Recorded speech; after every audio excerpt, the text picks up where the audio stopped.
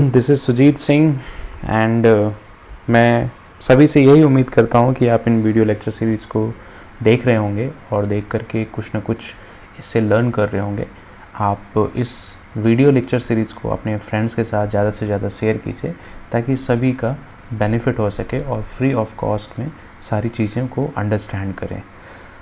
आप सभी मेरे को कमेंट सेक्शन में कमेंट करके ये भी मेंशन कर सकते हैं कि सर मुझे ये टॉपिक पढ़ना है। मैं उन सारे टॉपिक्स को कवर अप करने की पूरी कोशिश करूँगा। जब भी मुझे टाइम मिलेगा मैं आपके बताए गए टॉपिक्स पर वीडियो लेक्चर्स अपने चैनल्स पर अपलोड करेंगे। आप इस चैनल को लाइक कीजिए, सब्सक्राइब कीजिए और ज़्यादा से ज़्यादा लोगों को शेयर कीजिए ताकि सभी का बेनिफिट हो। चलो आज स्टार्ट करते हैं एक नया टॉपिक, और इस टॉपिक के बहुत इम्पॉर्टेंट कॉन्सेप्ट है और बहुत इम्पॉर्टेंट क्वेश्चंस भी इस टॉपिक से आते हैं। उस टॉपिक का नाम है म्यूटेशन। तो अगर आपसे कोई पूछे कि व्हाट इज म्यूटेशन, तो आप उसे बता सकते हैं कि म्यूटेशन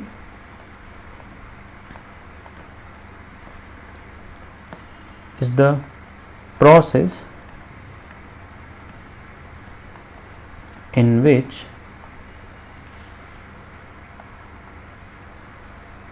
sudden inheritable changes, या आप कह सकते हैं वेरिएशंस हो जाते हैं। इनहेरिटेबल चेंजेस या variations occur in the sequence of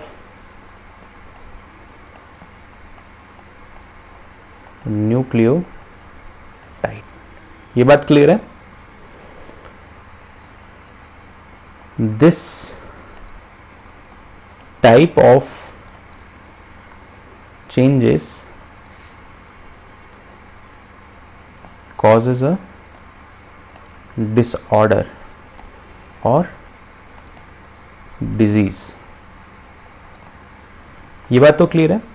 तो होता क्या है कि म्यूटेशन प्रोसेस में सडन इनहेरिटेबल चेंजेस होते हैं, और ये चेंजेस ऐसे होते हैं जो एक जनरेशन से दूसरी जनरेशन में पास ऑन होते हैं।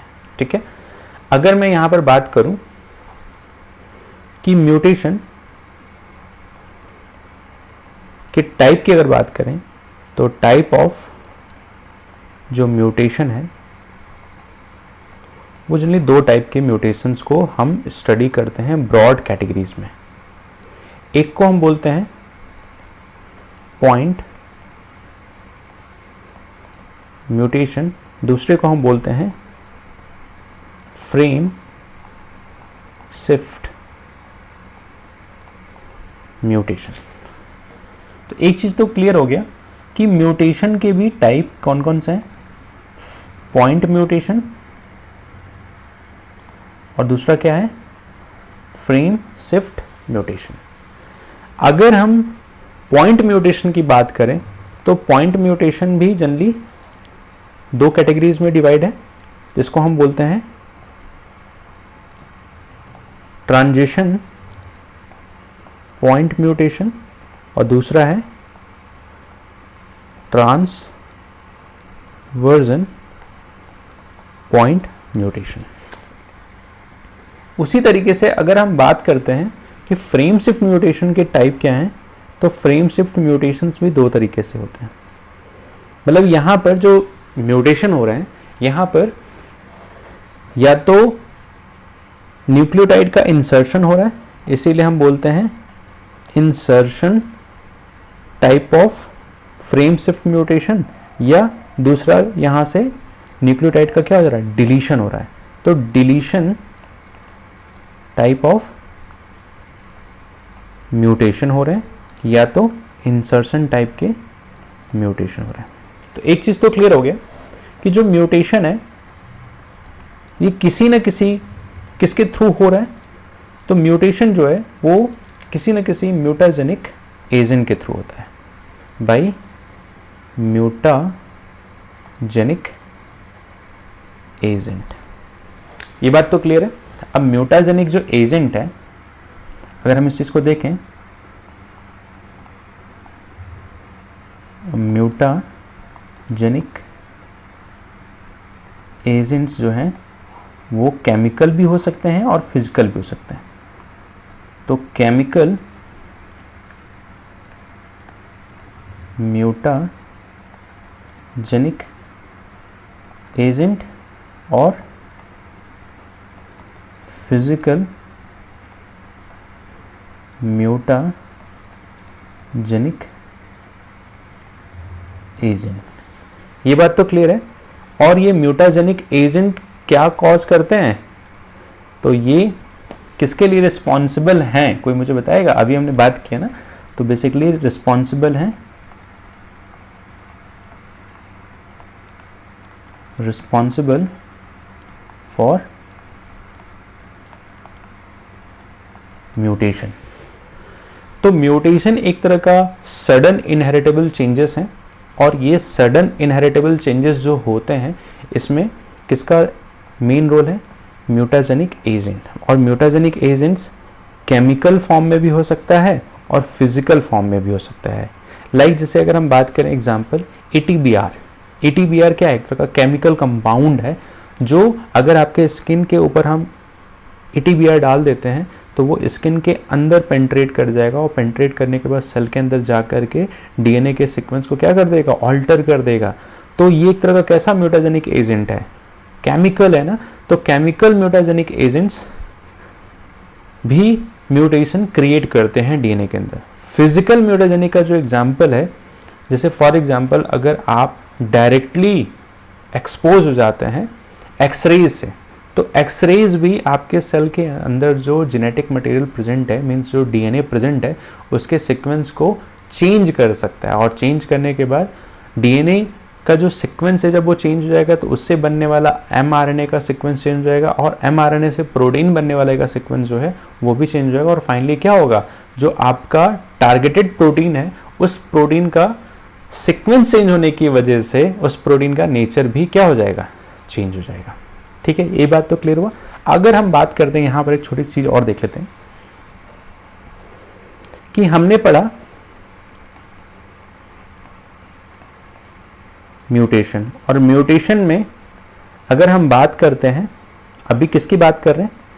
पॉइंट म्यूटेशन की बात कर रहे हैं। तो पॉइंट म्यूटेशन में हमने बात किया ट्रांजिशन और transversion type of mutation.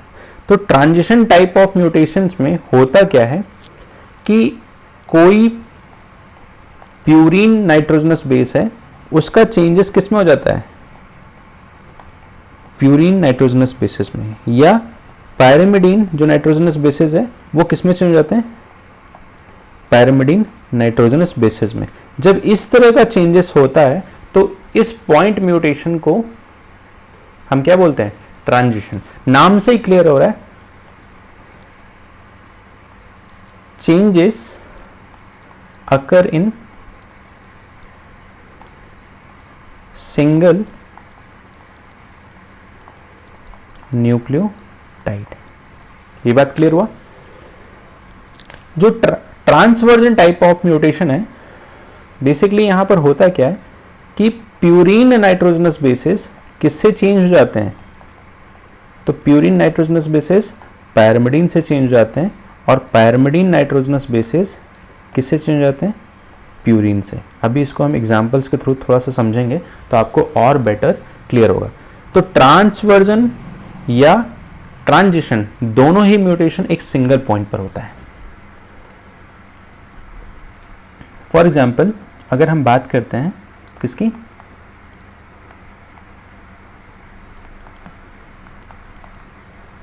Transition point mutation की।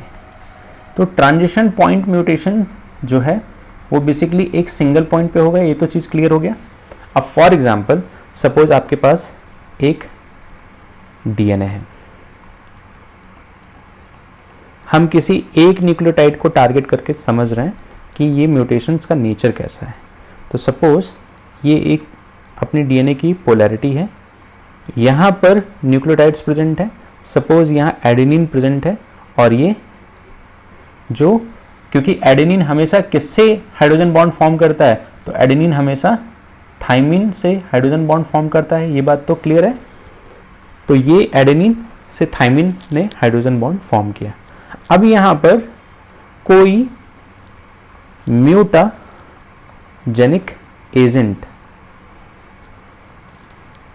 ने इस डीएनए के एक सिंगल पॉइंट पर क्या कॉज कर दिया, म्यूटेशन कॉज कर दिया, और म्यूटेशन कॉज करने के बाद इस डीएनए की सीक्वेंस क्या हो गई, ऑल्टर हो गई।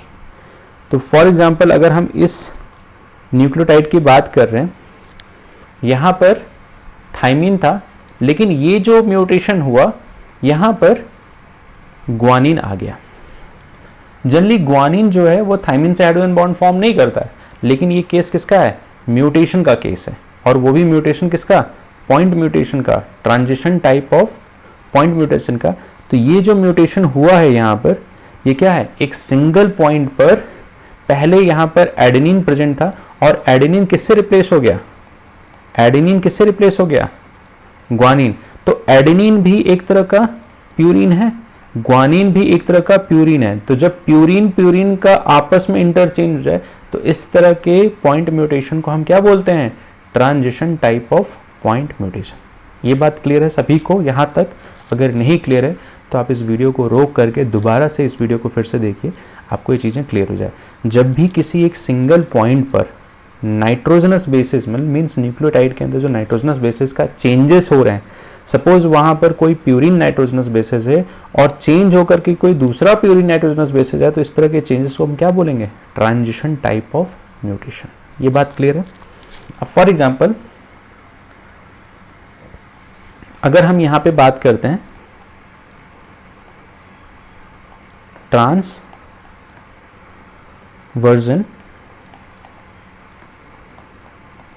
पॉइंट म्यूटेशन, ये बात क्लियर है सभी को? देखो यहां पर हम एग्जांपल यहां समझते हैं।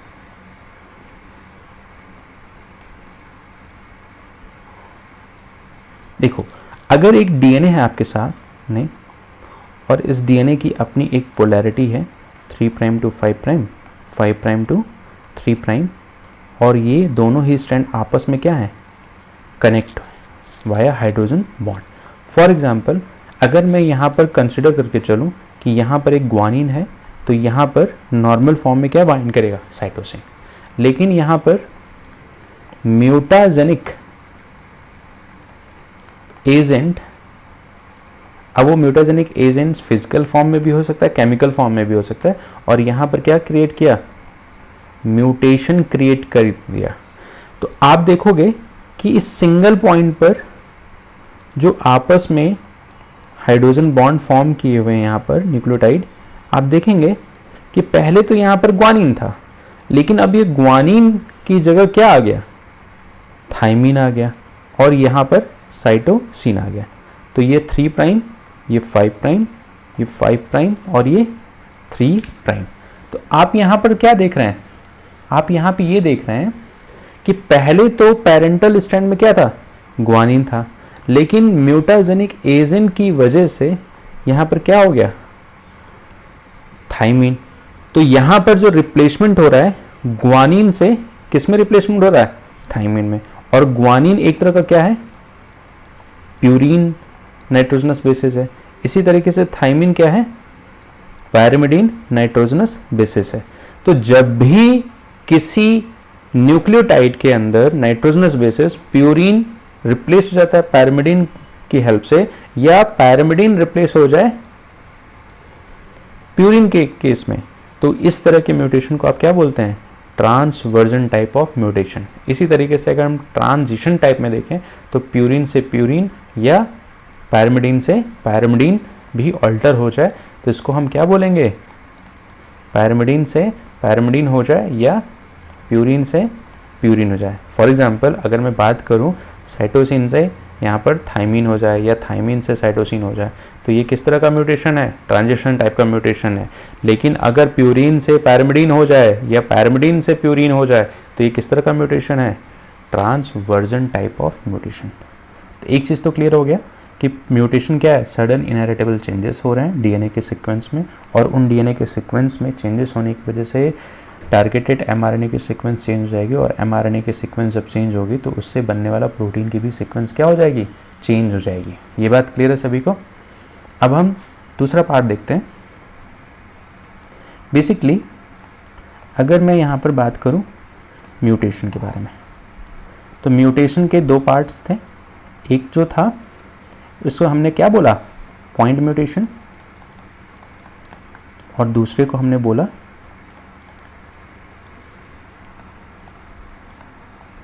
Frame shift mutation. हमने पॉइंट म्यूटेशन के दोनों पार्ट को काफ़ी अच्छे से डिस्कस कर लिया है। अब बात आती है किसकी, फ्रेम शिफ्ट म्यूटेशन की। तो फ्रेम शिफ्ट म्यूटेशन के दो सब टाइप हैं, जिसे हम बोलते हैं इंसर्शन और दूसरा डिलीशन। जैसे इसको आप एक एग्जाम्पल के थ्रू समझिए कि यहां पर क्या हो रहा है,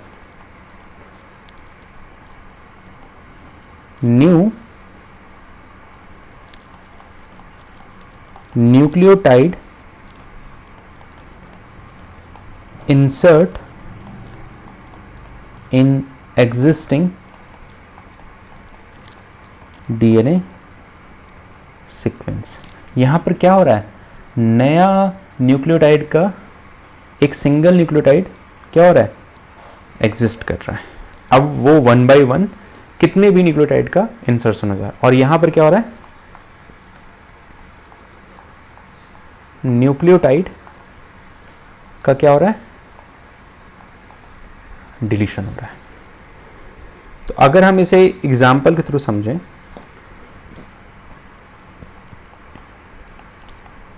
suppose insertion type of mutation की अगर हम बात करें, तो इंसर्शन टाइप के जो म्यूटेशन है में अगर हम इसको थोड़ा सा अंडरस्टैंड करें, फॉर एग्जांपल आपके पास एक डीएनए की सीक्वेंस है, और इस डीएनए की सीक्वेंस में बेसिकली अपनी एक पोलैरिटी है 5' to 3'। सपोज यहाँ सिर्फ मैं 4 न्यूक्लियोटाइड को लेके अंडरस्टैंड कर रहा हूँ। सपोज यहाँ पर एडेनिन है, ग्वानिन है, साइटोसिन और थाइमिन है। तो यहाँ पर क्या होगा, थाइमिन होगा, साइटोसिन होगा, ग्वानिन होगा, और क्या होगा, एडेनिन होगा। अब होगा क्या कि जब यहाँ पर इंसर्शन टाइप के म्यूटेशन हो रहे हैं, तो यहाँ पर क्या हो रहा है, इंसर्ट हो रहा है, यहाँ पर क्या हो रहा है, इंसर्ट हो रहा है एक न्यू न्यूक्लियोटाइड। तो आप देखेंगे कि जब यहाँ पर म्यूटेशन हो गया और इंसर्शन टाइप ऑफ म्यूटेशन हो गया, तो इस डीएनए के सीक्वेंस में क्या होगा, चेंजेस आ जाएंगे। और इस डीएनए के सीक्वेंस में जब चेंजेस आएंगे, तो पहले तो यहाँ पर एडेनिन था, ग्वानिन था, साइटोसिन था और थाइमिन था। इसी तरीके से थाइमिन, साइटोसिन, ग्वानिन और एडेनिन, ये सभी आपस में क्या है, कनेक्टेड हैं। लेकिन म्यूटेशन होने की वजह से यहाँ पर एक न्यू न्यूक्लियोटाइड का एडिशन हो गया। अब इस न्यू न्यूक्लियोटाइड के एडिशन को आप सपोज ग्वानिन का क्या हो गया, एडिशन हो गया। तो ग्वानिन किससे हाइड्रोजन बॉन्ड फॉर्म करेगा, साइटोसिन से। तो आप देखोगे जब इससे ट्रांसक्रिप्शन का प्रोसेस होगा, तो एक एमआरएनए बनेगा, और इस एमआरएनए की सीक्वेंस कुछ होगी, और इस एमआरएनए की जो सीक्वेंस होगी वो सीक्वेंस होगी कुछ, कोई मुझे कमेंट सेक्शन में करके बताएगा सीक्वेंस क्या होगी। तो सीक्वेंस होगी UCGA। ये बात क्लियर है। इसी तरीके से अगर यहां पर ट्रांसक्रिप्शन का प्रोसेस होगा, तो आप देखोगे कि यहां पर एक 5' to 3' और पहले तो यहाँ पर UCGA होना चाहिए था, लेकिन म्यूटेशन होने की वजह से यहाँ पर एक C और इनकॉर्पोरेट हो गया। तो म्यूटेशन होने की वजह से इस mRNA में एक नया न्यूक्लियोटाइड का क्या हो गया, एडिशन हो गया। तो ये तो आपका क्या है, नॉर्मल mRNA है, लेकिन यहां पर सीक्वेंस चेंज होने की वजह से एबनॉर्मल RNA बनेगा। अब इसका इफेक्ट थोड़ा रिलेट कीजिएगा जेनेटिक कोड से, क्योंकि हमने लास्ट लेक्चर में जेनेटिक कोड को स्टडी किया था। तो जेनेटिक कोड का पहला जेनेटिक कोड क्या है, UCA, लेकिन यहां पर जो जेनेटिक कोड बना क्या है, UCC जेनेटिक कोड। तो इससे बनने वाला प्रोटीन डिफरेंट होगा B, और इससे बनने वाला प्रोटीन क्या है, प्रोटीन A। बनना क्या चाहिए, प्रोटीन A, लेकिन म्यूटेशन होने की वजह से प्रोटीन B बन रहा है, और यही कहलाता क्या है, इंसर्शन टाइप ऑफ म्यूटेशन। ये बात क्लियर है। इसी तरीके से अगर हम डिलीशन के केस में देखें, इसी तरह से अगर हम डिलीशन टाइप ऑफ म्यूटेशन की अगर बात करें, तो यहां से बेसिकली क्या हो रहा है, एग्जिस्टिंग न्यूक्लियोटाइड क्या हो जा रहे हैं, डिलीट हो जा रहे हैं। ये बात क्लियर है सभी को। जैसे फॉर एग्जांपल, सपोज एक DNA है और इस DNA में A, T, G, C, T नाम के न्यूक्लियोटाइड्स प्रेजेंट है, 3 prime to 5 prime, 5 prime to 3 prime. तो A हमेशा पेयर करता है थाइमीन, उसी तरीके से हम कॉम्प्लीमेंट्री बेस को अटैच कर देते हैं।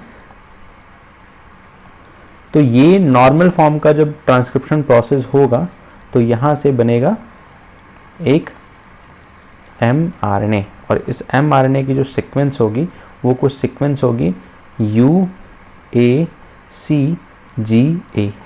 लेकिन डिलीशन टाइप ऑफ म्यूटेशन होने की वजह से सपोज ये न्यूक्लियोटाइड क्या हो गया, डिलीट हो जाए। जब ये न्यूक्लियोटाइड डिलीट हो जाएगा तो न्यूक्लियोटाइड डिलीट होने की वजह से यहाँ पर जो mRNA बनेगा, अब वो क्या बनेगा, UAGA। तो आप देख रहे हो कि यहाँ पर जेनेटिक कोड का नेचर UAC है, लेकिन यहाँ पर जेनेटिक कोड का नेचर क्या है, UAG है। तो यहाँ पर जो बनने वाला प्रोटीन है वो क्या हो जाएगा, एबनॉर्मल प्रोटीन। और जब एबनॉर्मल प्रोटीन होगा तो यही क्या कॉज करेगा, डिसऑर्डर, या आप कह सकते हैं कि ह्यूमन बीइंग के अंदर एक डिजीज़ फॉर्म करेगा, और ये mRNA क्या बनाएगा, नॉर्मल फॉर्म का प्रोटीन। तो आप इन वीडियो लेक्चर्स को ज़्यादा से ज़्यादा लोगों में शेयर कीजिए, और इन वीडियो लेक्चर सीरीज़ को आप ज़्यादा से ज़्यादा रिपीट करके देखिए, ताकि कॉन्सेप्ट्स आपको ज़्यादा अच्छे से क्लियर हों।